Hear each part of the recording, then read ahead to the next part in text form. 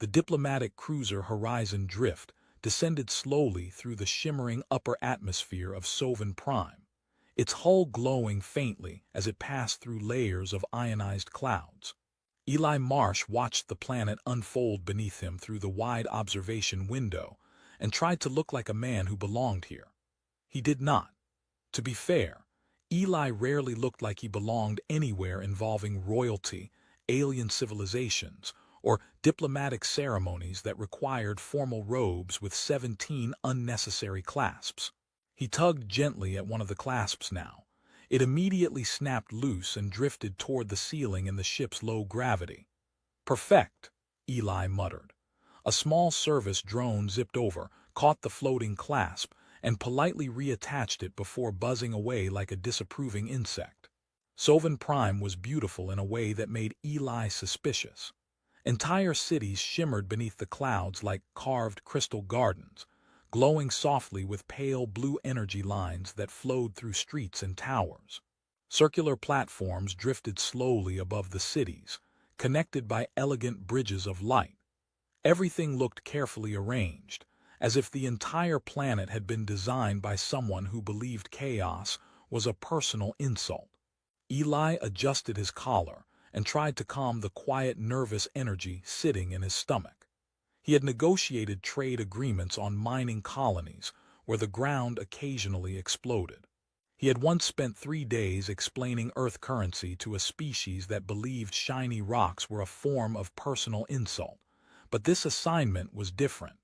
Royal courts were dangerous, not because they were violent, because they were polite.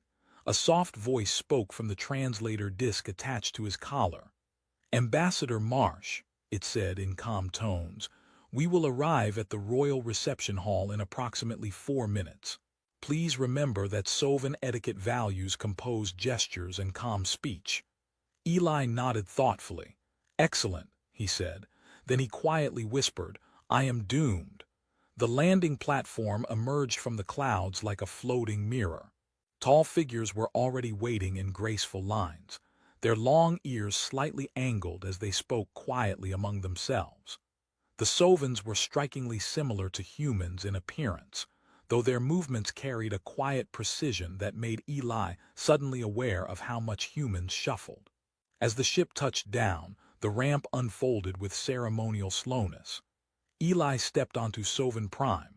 The air smelled faintly like cold rain and something metallic and sweet. Above him, massive arching structures curved across the sky, glowing gently as small transit vessels glided silently between them. Waiting at the base of the ramp were several Sovan officials wearing layered robes that seemed woven from light itself. Their long ears and calm eyes gave them an appearance of permanent composure. Eli gave them his most professional diplomatic smile. Unfortunately, his translator chose that moment to whisper, "Reminder. Avoid exaggerated facial expressions." Eli immediately tried to reduce his smile. This somehow made him look like he was attempting to swallow a lemon. The lead official stepped forward, observing him carefully. "Welcome, Envoy Eli Marsh of Earth," the official said. "Thank you," Eli replied. Then he added, "Your planet is extremely impressive. I assume someone spent a long time organizing it." The official blinked slowly. "We have had several thousand years." "Ah," Eli said, "that explains it." They began walking toward the main reception hall. The building was enormous, its walls made from translucent mineral that reflected the sky like calm water. Inside, floating rings of pale light drifted gently through the air, illuminating hundreds of gathered nobles and diplomats. Eli immediately noticed one important detail. Everyone here moved like they had rehearsed their lives. No one bumped into furniture, no one adjusted their clothing, no one whispered, "Where do I stand?" Eli suddenly became very aware of his hands. What were they supposed to be doing? Holding something, gesturing, resting casually. He folded them behind his back. This lasted 3 seconds before he realized he looked like a nervous security guard. He moved them to his sides. Now he looked like he was awaiting inspection. Finally, he settled on lightly clasping them in front of him, which he hoped suggested confidence rather than mild panic. The hall was filled with elegant Sovan nobles speaking in soft voices. Many glanced toward him with polite curiosity. Humans were not particularly rare visitors, but apparently humans who accidentally looked confused in royal halls were more entertaining. The evening progressed peacefully. There were speeches, there were introductions, there were small floating plates carrying delicate glowing foods that Eli suspected were either appetizers or advanced technology. He ate too. Neither exploded. This felt like a victory. Then the host of the gathering raised a hand. The room gradually grew quiet. "Our honored guests," the host announced calmly, "we now observe the traditional gesture of choosing."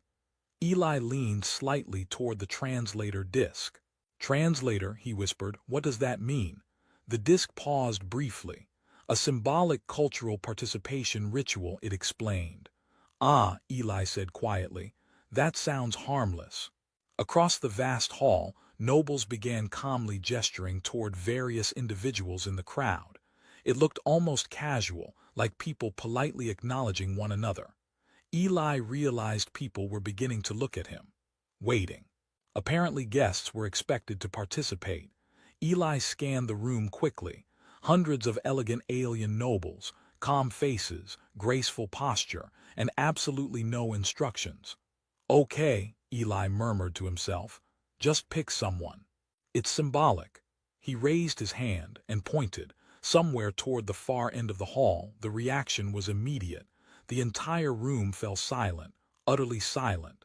Eli slowly turned his head. At the far edge of the chamber stood a young Sovan woman who had clearly been hoping to remain unnoticed. She stood quietly near the back wall, her silver hair falling over her shoulders, her long ears angled slightly in surprise. Dozens of nobles were now staring at her, and at him. Eli lowered his hand slowly. "Translator," he whispered. "Yes. Did I just point at someone important?" There was a pause, a very long pause, then the translator replied gently.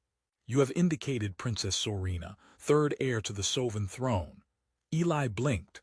"Ah," he said softly, "well, that feels statistically unlikely. Silence in a royal hall is not like ordinary silence, it has weight." Eli Marsh felt that weight settle over the entire chamber the moment the translator finished speaking. Hundreds of elegant Sovan nobles stood perfectly still, their long ears slightly angled forward, their eyes moving carefully between Eli and the young woman he had just pointed at. Eli kept his hand in the air for half a second longer than necessary. Then he slowly lowered it. "Translator," he whispered without moving his lips, "please tell me this tradition doesn't mean I just proposed marriage." The translator paused. That interpretation would be culturally excessive. Eli exhaled in relief. "Good. However," the translator continued calmly, "your gesture has attracted significant attention." "Yes," Eli murmured, glancing around the silent hall. "I noticed the attention." The woman he had pointed at remained standing near the back wall. She had not moved. Her long silver hair rested over one shoulder, and her long ears, elegant and slightly curved, tilted forward with quiet curiosity. She did not look angry. That was the surprising part. If anything, she looked interested. The nobles around her slowly stepped aside, creating a clear path across the hall. The movement was so smooth it looked rehearsed. Eli leaned slightly toward the translator again. "Do they expect her to come over here?" he whispered. "Or should I run?" "Running is not recommended in royal ceremonies." "Good advice." The woman finally began walking toward him. Her steps were slow and calm, her posture relaxed. Unlike the other nobles who seemed polished into perfect composure, there was something thoughtful about the way she moved, as if she were studying the situation instead of reacting to it. The crowd watched in complete silence. Eli resisted the urge to wave awkwardly. When she reached the center of the hall, she stopped a few steps in front of him. Up close, Eli noticed details he had missed earlier. Her eyes were a soft shade of violet, bright with quiet intelligence. Her long ears curved gracefully behind strands of silver hair. She looked almost human, almost, but there was a subtle precision in her features that made her seem slightly otherworldly. She studied him for several seconds. Eli did what he usually did when nervous. He spoke. "Hello," he said politely. The translator rendered the greeting perfectly. The woman blinked once, then smiled very slightly. "Hello," she replied. Her voice was calm, curious. The hall remained silent. Eli cleared his throat. "Well," he said carefully, "this seems like a very successful cultural exchange so far." A faint ripple of quiet laughter moved through the crowd. The tension loosened just a little. The woman tilted her head slightly. "You chose me," she said. "Yes," Eli replied. Then he added honestly, completely by accident. More quiet laughter. The woman's smile widened just a fraction. "That makes the gesture more interesting," she said. Eli blinked. "Interesting is good," he said. "I was worried it might be insulting." "No," she said calmly. "Insults on Soven Prime usually involve throwing ceremonial fruit." "That's very comforting." A few nobles now looked openly amused. The woman studied him for another moment. "You do not know who I am," she said. "I do now," Eli admitted. "Your Highness." She tilted her head again, studying him carefully. "You were not told about the gesture before tonight." "No, your translator did not explain it. It called it a symbolic participation ritual." "That is technically correct." Eli nodded. "I appreciate technical accuracy. It keeps surprises exciting." A quiet chuckle moved through the nobles again. The woman folded her hands lightly in front of her. "My name is Sorina," she said. "I know," Eli replied. "Princess Sorina," he hesitated. "I would like to officially apologize for accidentally selecting you in front of your entire royal court." She raised one eyebrow slightly. "Why?" Eli blinked. "Well, because you're a princess. And I assume princesses usually prefer not to be randomly pointed at by confused humans."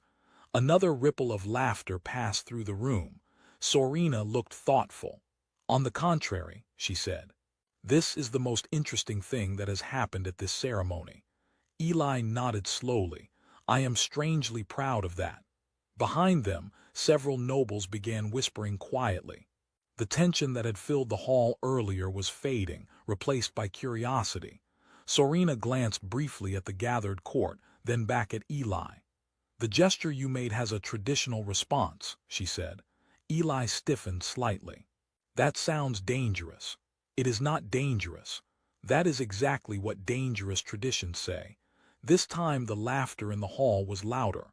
Sorina's violet eyes sparkled with amusement. "The response," she continued calmly, "is for the chosen individual to welcome the guest and guide them through our culture during their visit." Eli relaxed slightly. "Oh, that sounds very reasonable." "Yes." She paused. "Unless you wish to choose someone else."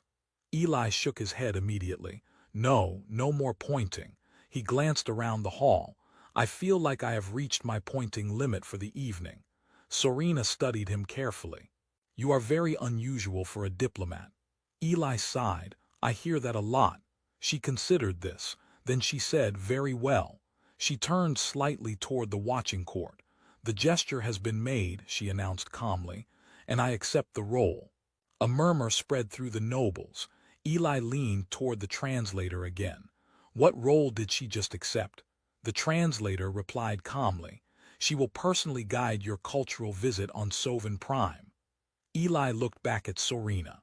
"Well," he said, "that sounds like a much better outcome than starting an interplanetary scandal." Sorina smiled faintly. "We will see." Then she turned and gestured toward the open balcony overlooking the glowing city. "Come, Envoy Marsh." Eli followed her. Behind them, the royal court buzzed with quiet excitement. Somewhere in the palace archives, Eli suspected, historians had already started writing about the human who accidentally pointed at a princess. And the night was only beginning. The balcony doors opened without a sound. Cool night air drifted into the hall, carrying the faint hum of the city far below. Eli stepped outside beside Sorina and immediately stopped walking. Soven Prime at night looked less like a planet and more like a living constellation. The entire city stretched across the valley in glowing lines and floating platforms, each structure formed from smooth, crystalline material that reflected the starlight above. Rings of transportation lanes moved silently through the air while small craft drifted between them like patient fireflies. Eli leaned forward against the balcony rail. "Okay," he said quietly. "I admit it. This is impressive." Sorina rested her hands lightly on the rail beside him. "You sound surprised." "I am," Eli said. "On Earth, when a city glows like this, it usually means something is on fire." Sorina turned her head toward him. "That seems inefficient." "Oh, it is," Eli replied. "But we're very committed to tradition." She studied him again as if trying to decide whether he was joking. With humans, this was rarely obvious. The balcony floor gently shifted beneath their feet as the palace adjusted its gravity alignment. Eli instinctively grabbed the railing. Sorina remained perfectly steady. "You will become accustomed to that," she said. "Hopefully before I fall off something important," Eli replied. For a moment they simply watched the city. Small aerial carriers passed below them, glowing softly as they moved along invisible currents of guided gravity. After a while Sorina spoke again. "You truly did not know who I was. It was not a question." Eli shook his head. "No, I saw someone standing quietly near the back and thought it was the safest choice." "The safest choice?" "Yes. You believed selecting the least noticeable person would attract less attention. That was the strategy. Sorina considered this carefully, and instead you selected a royal heir." Eli rubbed the back of his neck. "Statistically speaking, that feels unfair." For the first time, Sorina laughed openly. It was a quiet sound, but genuine. "You are very unusual," she said. "I am beginning to suspect that," Eli replied. She leaned slightly against the balcony rail and looked down at the glowing city again. "I usually stand in the back during ceremonies." "Why?" "Because everyone watches the first two heirs." "Your siblings?" "Yes." "Let me guess," Eli said. "They enjoy the attention. They are very good at it." Eli nodded. "I have met many people who are very good at being watched." "And you?" "I am very good at being confused in public." Sorina studied him again, her long ears tilting slightly as if reacting to subtle tones in his voice. "You speak very honestly for a diplomat." "That's because I'm terrible at lying," Eli said. "I tried it once during a trade negotiation." "What happened?" "I accidentally offered someone a mining colony." Sorina blinked. "You owned a mining colony?" "No, that must have complicated the negotiation." "It complicated my career." She smiled faintly again. Below them, a massive circular platform slowly rose from the lower levels of the city, drifting upward like a silent moon. Several sleek vessels settled onto it before disappearing beneath the structure. Eli watched it with fascination. "Your transportation systems are incredible." "Most visitors say that." "Most visitors probably don't accidentally choose princesses." "Probably not." A brief silence passed between them. Then Sorina said, "Would you like to see more of the city?" Eli raised an eyebrow. "Is that safe for international diplomacy?" "Probably not." "Excellent," Eli said. She stepped away from the balcony rail and touched a small panel embedded in the wall. The floor beneath them hummed softly. Eli looked down. "Should I be worried?" "No. Should I hold on to something?"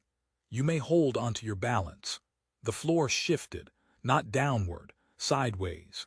The entire balcony began gliding smoothly away from the palace wall, transforming into a floating platform. Eli grabbed the rail immediately. "This feels like something my safety training specifically warned me about." The platform drifted out over the glowing city. Wind brushed gently against them as the palace receded behind. Sorina stood calmly in the center of the platform. "You travel between stars," she said, "and this concerns you." "Starships have chairs," Eli replied. The platform glided through the air, passing above the shining towers and curved walkways of the city. Far below, citizens moved along illuminated paths, their long ears visible even from a distance. Eli slowly relaxed his grip on the railing. This is incredible. Yes, Sorina said quietly. I come here when the palace becomes loud. Royal politics, yes. On Earth we solved that problem by pretending our communication devices stopped working. That seems dishonest. It is, Eli admitted, but it's effective. The platform continued drifting through the night sky. For the first time since arriving on Sovan Prime, Eli felt the tension of diplomacy easing. Then Sorina looked at him again. You know the court will talk about this. About what? Your gesture. Oh, Eli sighed. Yes, I assume I have already become a story. You have. That was fast. Royal courts become bored easily. Well, Eli said, I'm glad I could provide entertainment. Sorina watched him quietly. You are not embarrassed. Oh, I'm extremely embarrassed. You do not appear to be. That's because humans have a survival skill called pretending everything is fine. And is everything fine? Eli looked out across the glowing city again. Then he smiled slightly. So far, he said, yes. Then he added, unless there are more traditions involving pointing. Sorina's eyes sparkled again. There are several. Eli closed his eyes briefly. Of course there are. The floating platform drifted silently through the night sky of Sovan Prime, gliding between tall crystalline towers that shimmered with soft blue light. Eli had slowly loosened his grip on the railing, though one hand still rested on it in what he hoped looked like casual confidence and not survival instinct. Below them, the city moved in quiet patterns. Streams of small aerial vehicles curved along invisible gravity routes, while luminous bridges connected floating districts that hovered above the valley like pieces of a suspended puzzle. Eli watched everything with the fascinated expression of someone who had completely forgotten he was supposed to behave like a professional diplomat. This is the part of diplomacy they never explain in training, he said. Sorina glanced at him. What part? The part where you accidentally join a royal sightseeing tour. You did not join it, she replied calmly. You caused it. That sounds much worse when you say it like that. The platform passed between two massive towers whose surfaces reflected the stars above. For a moment it felt as if they were drifting through open space. Sorina folded her hands behind her back, her silver hair moving gently in the night wind. You seem comfortable with unexpected situations, she said. That depends, Eli replied. On what? On whether the unexpected situation involves angry royalty or exploding machinery. And which do you prefer? Exploding machinery, Eli said immediately. It is much more honest. Sorina studied him with quiet curiosity. You speak about danger very casually. That's because humans survive by making jokes about things that could kill us. That sounds unhealthy. It probably is. The platform slowed as it approached a wide circular structure floating above the city. The structure looked like a garden suspended in the air, filled with tall glowing plants and streams of faint light that flowed between them like liquid energy. Eli blinked. You have floating parks. Yes, of course you do. The platform eased gently into the center of the garden. The ground beneath them was smooth stone, softly illuminated from within. Strange alien plants grew in spirals around the edges, their leaves glowing faintly like distant stars. Eli stepped off the platform carefully. This place is incredible. Sorina walked ahead along a narrow path between the luminous plants. This garden was built nearly 2,000 years ago, she said, for diplomacy, for quiet. That's a good reason to build something. Eli followed her deeper into the garden. The glowing plants responded subtly to movement, their light brightening slightly as they passed. He pointed toward one of them. Should I be worried about those? No. They look like they might eat diplomats. They only absorb energy. That's what eating is. Sorina's lips curved faintly. You worry frequently. I have learned that worrying early prevents larger worrying later. They reached the center of the garden where a circular pool floated several centimeters above the ground, held in place by a faint field of blue energy. The water inside shimmered with tiny particles of light. Eli crouched beside it. Is this safe to touch? Yes.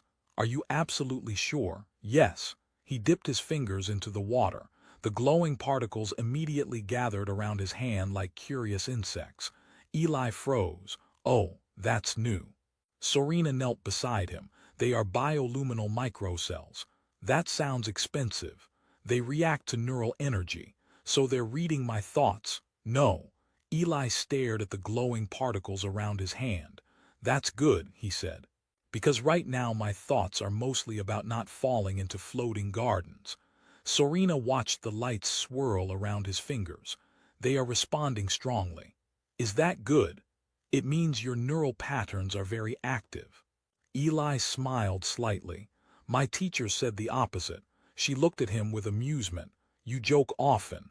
It helps when you accidentally cause international incidents. You have not caused an incident. Yet. They sat quietly beside the floating pool for a moment.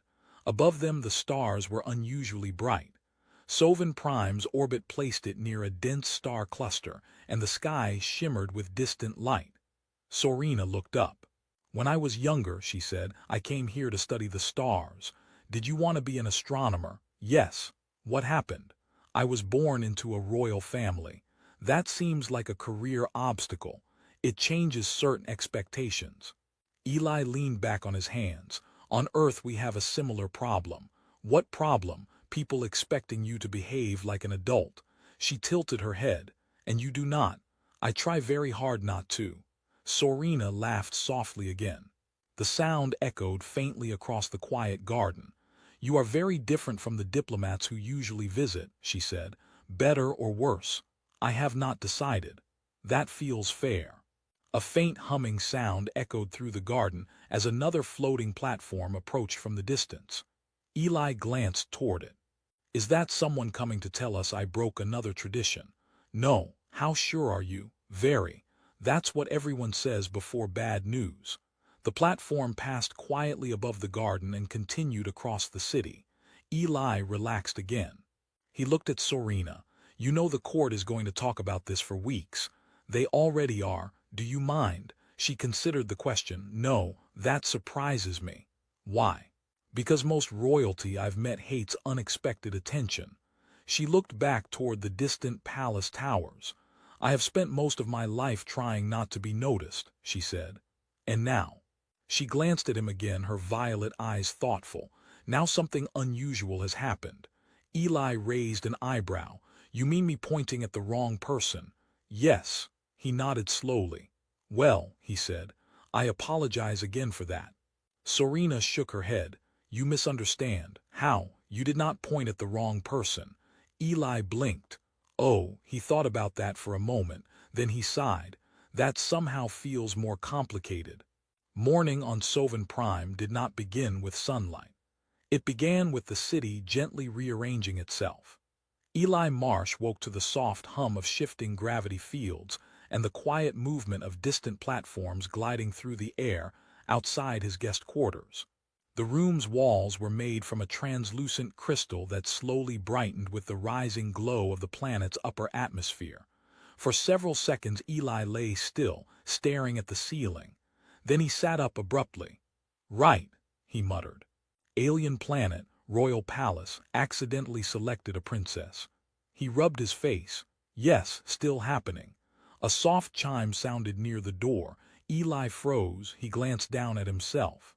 He was still wearing the palace sleep garments provided to him, which appeared to be made from some advanced fabric that adjusted temperature automatically, but unfortunately looked like extremely elegant pajamas. The chime sounded again. Eli cleared his throat. Come in, he said. The door slid open silently. Princess Sorina stepped into the room.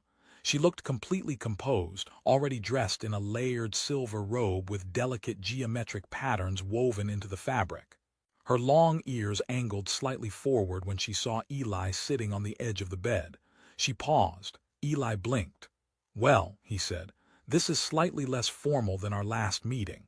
Sorina tilted her head. You appear confused. I just woke up. That explains it. Eli gestured toward his clothing. Is this acceptable palace attire? No. Good.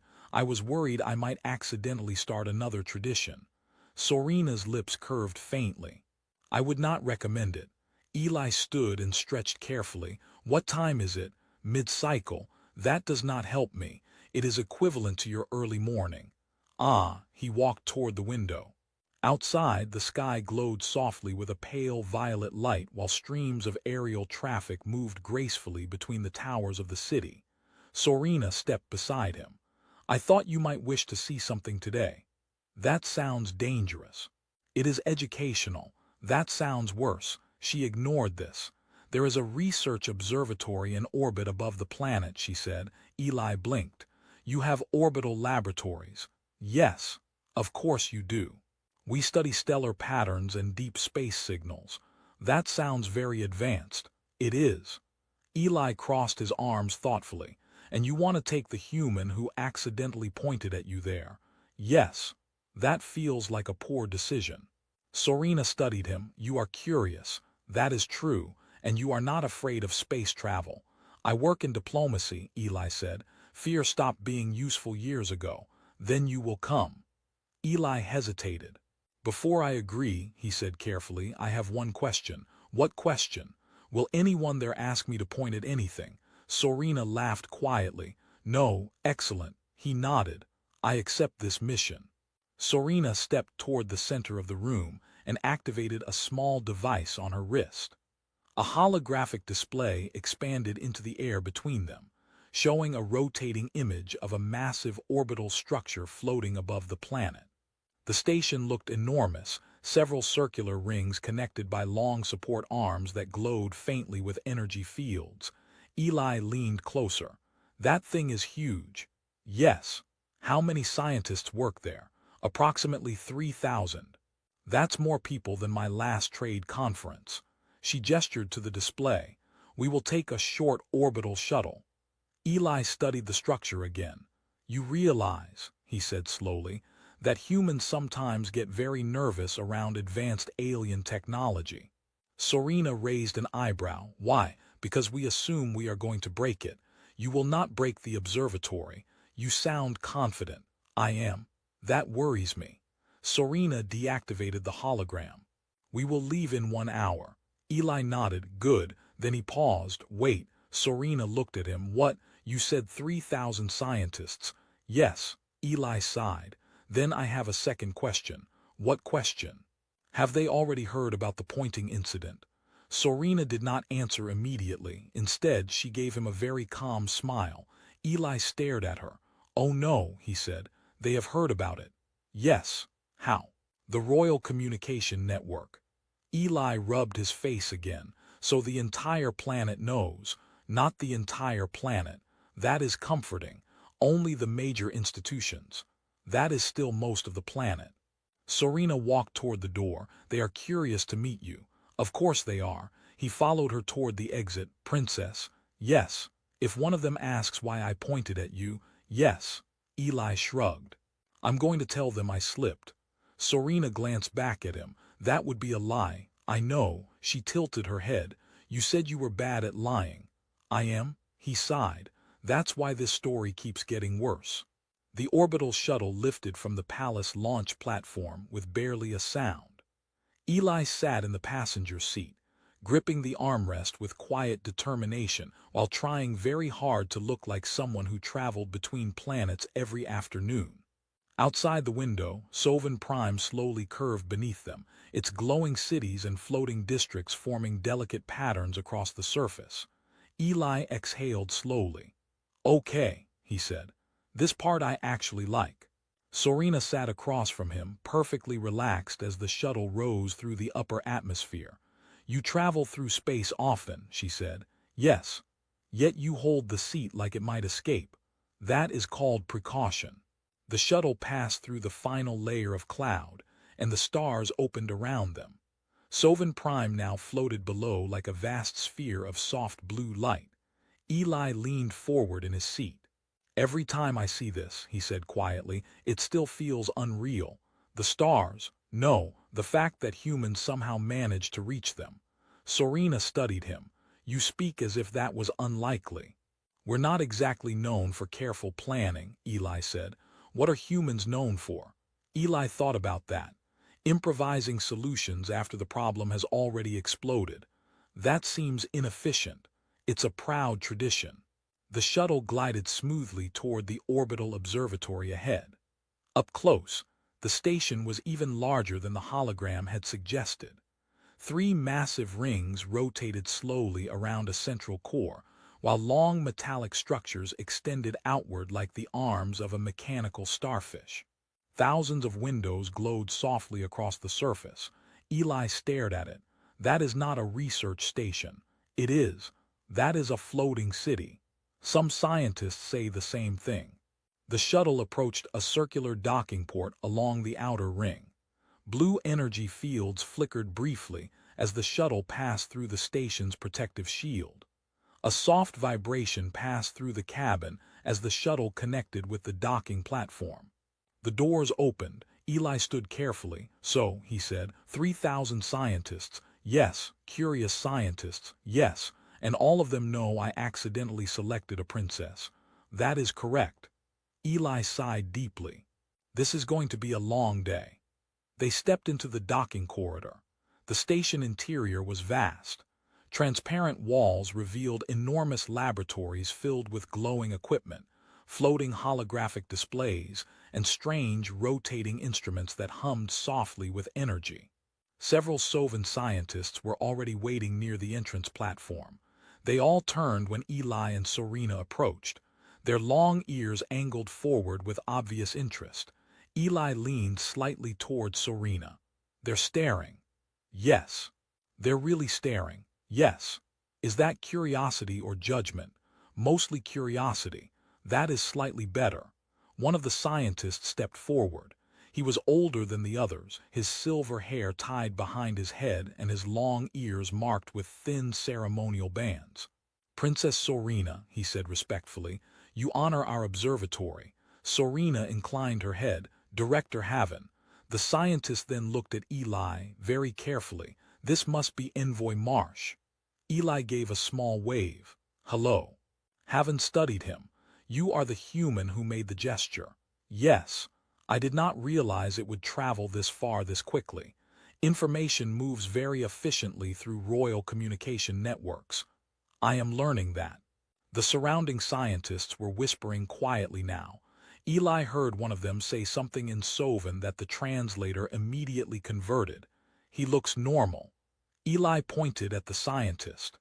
Thank you. Haven gestured toward the interior corridor. Please, he said, we would be honored to show you our research. They began walking through the station. The first chamber opened into a massive observation hall where a transparent dome revealed the surrounding stars. Floating instruments moved slowly through the air while holographic maps of distant star systems rotated across the room. Eli stopped in the center. Oh, that is impressive. Haven nodded. We monitor stellar movement across several neighboring sectors. Serena walked beside Eli. This is where they track unusual signals. Eli glanced at the displays. Unusual signals sounds mysterious. It usually means natural cosmic radiation. That sounds less mysterious. Haven tapped a control panel. A massive holographic projection appeared above them showing a distant star cluster. This region, Haven said, contains a number of unexplained energy fluctuations.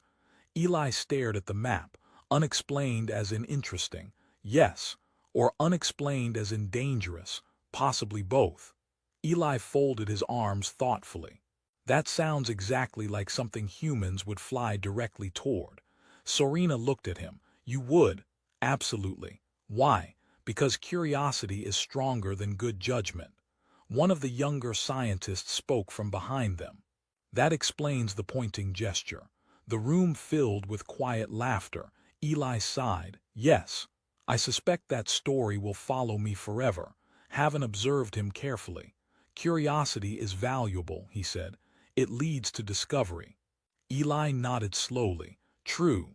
Then he looked around the enormous observatory. Though next time I discover something, he added, I would prefer it not involve accidentally selecting royalty. Serena's eyes shimmered with quiet amusement. Next time, she said softly, you might choose more carefully. Eli looked at her, then at the stars outside the dome. "Honestly," he said, "I'm not sure I could have." The return shuttle descended through the glowing atmosphere of Soven Prime, with a quiet steadiness that Eli Marsh had grown strangely fond of. The planet spread beneath them again in wide bands of light and floating architecture, the same impossible beauty that had first greeted him days earlier. Only now it felt familiar. Eli rested his arm on the window frame and watched the drifting platforms below. "You know," he said thoughtfully, "I'm starting to think your planet is showing off." Serena sat across from him, calm as always. "Soven Prime does not show off." Eli gestured toward the glowing cities. "You have floating gardens, orbital laboratories, gravity highways, and buildings that look like someone sculpted them out of moonlight. That is simply urban planning." "On Earth," Eli said, "urban planning means someone arguing about parking." Serena's lips curved faintly. The shuttle eased into the palace docking ring. Outside the window, royal attendants were already moving across the platform in quiet, practiced motions. Eli leaned back in his seat and exhaled. "Well," he said, "this trip has been educational." "Yes. I accidentally participated in a royal tradition." "Yes. I toured a floating city." "Yes. And I survived 3,000 curious scientists." "Yes." Eli nodded. "That feels like a successful diplomatic mission." The shuttle doors opened. They stepped onto the docking platform and entered the palace corridor. Soft lights illuminated the crystalline walls while distant voices echoed from deeper within the structure. Eli slowed his pace slightly. "So what happens now?" Serena glanced at him. "You return to Earth." "That part I understood, and the trade negotiations will continue." "That part too." Eli looked down the long corridor ahead of them. "And the pointing incident?" Serena considered the question. "It will become a story." Eli sighed. "A famous story, probably. That's unfortunate." "Why?" "Because humans are already known for strange diplomatic behavior." She looked amused. "You have improved the reputation." "That seems unlikely." They entered a large reception hall near the palace entrance. Several members of the royal court were already gathered there, including a few of the same nobles who had witnessed Eli's original gesture. This time the atmosphere was relaxed, curious but friendly. One of the older council members stepped forward. "Envoy Marsh," he said, "we trust your visit to Soven Prime has been enlightening." Eli nodded politely. "Extremely. I have learned many valuable cultural lessons." "Such as?" Eli raised one finger. "Always ask questions before pointing at things." A ripple of laughter moved through the court. Another noble stepped forward. "You will be remembered here." Eli blinked. "I was hoping to avoid that." Serena stood quietly beside him while the council members offered their polite farewells. Eventually the formal greetings ended and the hall slowly emptied, leaving only the two of them near the entrance balcony. Through the open archway the city stretched into the distance, glowing softly beneath the afternoon sky. Eli leaned against the balcony rail. "Well," he said quietly, "this is where the diplomatic adventure ends." Serena stood beside him. "Adventures rarely end. They usually do when your ship leaves orbit." She watched the city below. "You arrived here expecting a routine negotiation." "Yes. And now?" Eli thought about that. Now he had seen alien observatories, floating gardens, and the quiet side of a princess who had spent most of her life avoiding attention. Now Soven Prime was no longer just a distant world in a diplomatic report. Now it was a place with a person he would remember. He shrugged slightly. "Now I suppose I learned something." "What?" "That sometimes the most important things happen by accident." Serena looked at him. "You believe that?" "Yes. Even if the accident involved choosing a princess." "Especially then." She smiled faintly. For a moment neither of them spoke. Ships drifted through the sky far below the balcony while the palace towers shimmered in the sunlight. Finally Eli pushed away from the railing. "Well," he said, "my shuttle leaves in 1 hour." "Yes. That gives me just enough time to avoid pointing at anything else." Serena tilted her head. You are certain? I am extremely certain. He started toward the exit, then paused. One last question. She looked at him. Yes. Eli rubbed the back of his neck. Hypothetically speaking, if I return to Soven Prime someday, yes. Would the original gesture still count? Sorena's violet eyes glimmered with quiet amusement. Soven traditions rarely disappear. That sounds promising, or complicated. Eli smiled. Those two things are often the same. He turned toward the corridor leading to the docking platform. After a few steps he stopped again and glanced back. Sorena was still standing by the balcony, watching him. Eli raised a hand in a small wave. No more pointing, he said. She laughed softly. As Eli walked away, the palace halls felt less intimidating than when he had first arrived. He had come to Soven Prime as a careful